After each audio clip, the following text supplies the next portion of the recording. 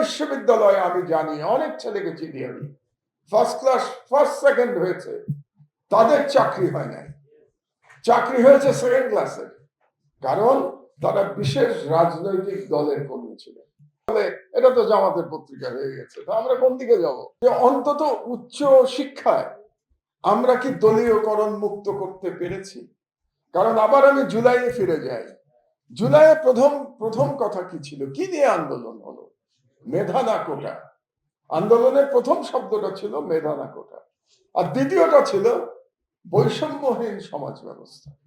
এই ঢাকা বিশ্ববিদ্যালয়ে আমি জানি অনেক ছেলেকে চিনি আমি, ফার্স্ট ক্লাস ফার্স্ট সেকেন্ড হয়েছে, তাদের চাকরি হয় নাই, চাকরি হয়েছে সেকেন্ড ক্লাসের। কারণ তারা বিশেষ রাজনৈতিক দলের কর্মী ছিল। এই কারণে সেকেন্ড ক্লাস পাওয়া ছেলে মেয়েদের চাকরি হয়েছে, first class first, first class second তাদের চাকরি হয় নাই, কারণ তাদের রাজনৈতিক বিশ্বাস ভিন্ন রকম ছিল।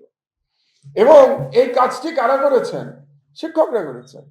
দুর্ভাগ্যের বিষয়, তারাও তো শিক্ষক ছিলেন, আপনাদের মতো ভিসি ছিলেন। আজকে যে ভিসিদের সম্মেলন আমরা দেখছি এখানে, তারাও কিন্তু ভিসি ছিলেন এবং এই ভিসিরাই কাজ করেছে। তো কাজেই আমার প্রথম কথা হচ্ছে, আপনাদের সংগঠনের যেটা করা উচিত, এই দলীয়করণের বিরুদ্ধে আপনাদের শক্ত করে আওয়াজ তোলা দরকার।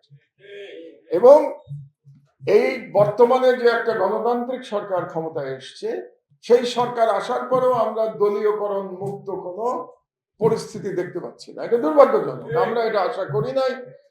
ক্ষমতায় যারা থাকেন তারা স্বাধীনতার কথা শুনতে চান না, তারা সবাইকে পরাধীন দেখতে চান, ক্ষমতার কাছে পরাধীন দেখতে চান।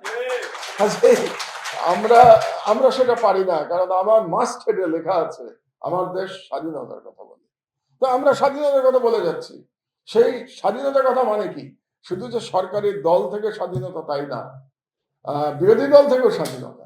এই জন্য আমার দেশে দেখবেন বিরোধী দলের সম্পর্কেও আমরা খুবই পরিষ্কার ভাবে নিউজ করি, এবং অনেক সময় বিরোধী দল আমাদের প্রতি বেশ সংক্ষুব্ধ হয়। তারা বলে, হ্যাঁ আপনিও আমাদের বিরুদ্ধে লেগে গেছেন, আমিও নাকি, আমার দেশও নাকি সরকারের তল্পিবাহক হয়ে গেছে, এটা বিরোধী দল বলে। আর সরকার বলে এটা তো জামাতের পত্রিকা হয়ে গেছে। তো আমরা কোন দিকে যাব?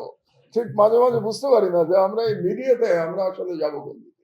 সুতরাং 2 নম্বর তর্কটা করে গেলাম আজকে, যে আমাদের সকলের উদ্দেশ্য হওয়া উচিত যে আমরা অন্তত যেখানে মেধা সৃষ্টি হয় বিশ্ববিদ্যালয়গুলোতে, সেখানে আমরা কোনো রকম দলীয়করণ দেখতে চাই না।